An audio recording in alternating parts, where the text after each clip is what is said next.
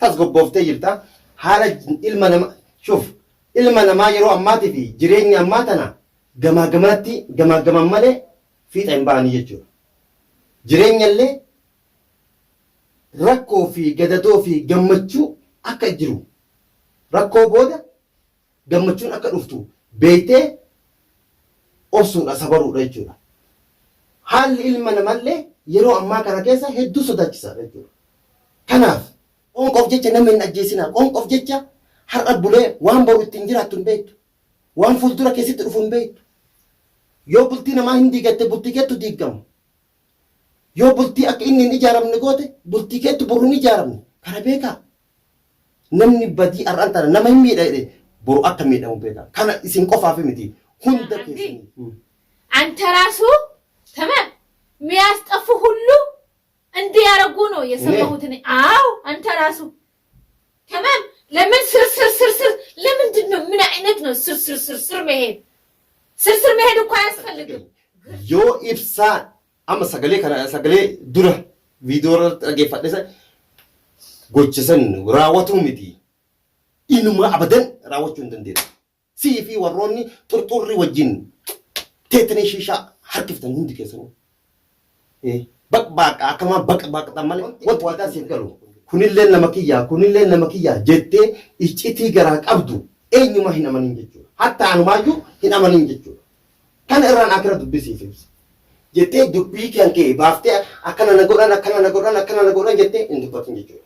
Kana waadaa siif galu. Wanti an kaameeraa duubatti sitti himeef akka kana naaf amantuuf.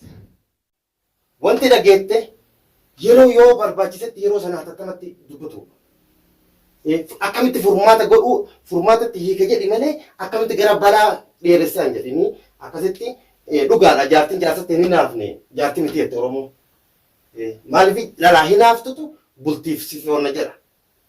Dhalaan hin naafne dhiirtillee atis gara barbaadde ooltee bahu shakkiidha nama shakkisiisaa bara.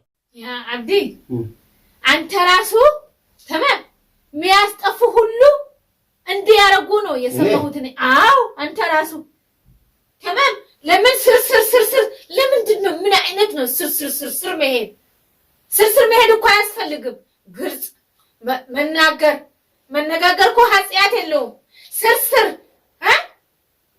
አንተ ራሱ እንዲያስጠፉ ነው ደውሎ የነገሩ እኔ። አይዋ ለኔ እሺ ምንድን ነው ይሄንን ስር ምንድን ነው ስር? ለምን ምን ያስፈልገ? ምን ተፈልጎ ነው ስር? እኔ ትዳሬ ውስጥ መግባት ነው ወይ ምንድን ነው? ለምን ምን ያስፈልገ?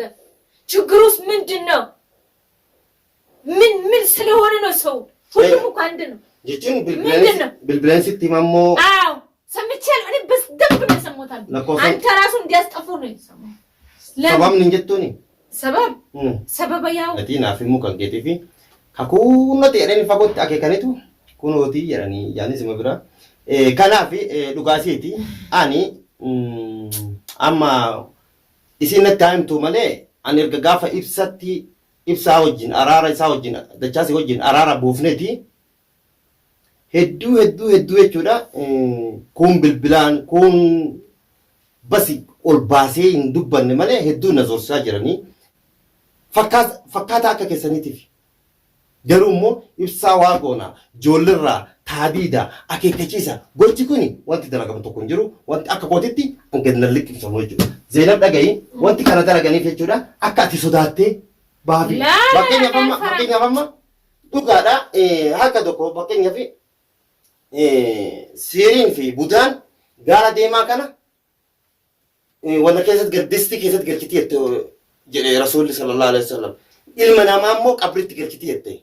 Garuu immoo inshaallah rabbi wajjin fakkaaf dalagaa dhoorgitanii akka inni hin dalaganne akka inni maal hin taane sammuu isaa tuutanii miti. Wanti amman tana inni sagalee isii dhaga'uu Zeenaba dhaga'uu dideef ni beeka kana waa'ee jinniti fi siirii kana ni beekna jechuudha.